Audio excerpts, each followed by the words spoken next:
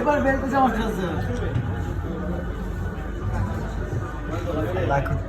ভাই ভাই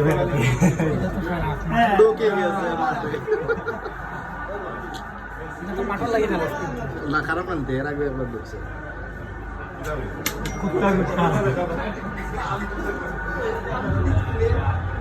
খেলার মাঠে ঢুকে পড়েছে কুকুর স্টেডিয়াম সিলেট বনাম খুলনার মধ্যে ওখানে ম্যাচ চলছে ম্যাচ চলাকালে কিন্তু একটি কুকুর স্টেডিয়ামের প্রবেশ করেছে এবং মাঠে একেবারে মাঠে কিন্তু চলে গিয়েছে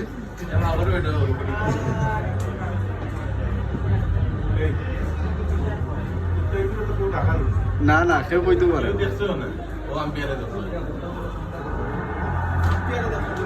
বড় ভাই হেঁটে হেঁটে আসছেন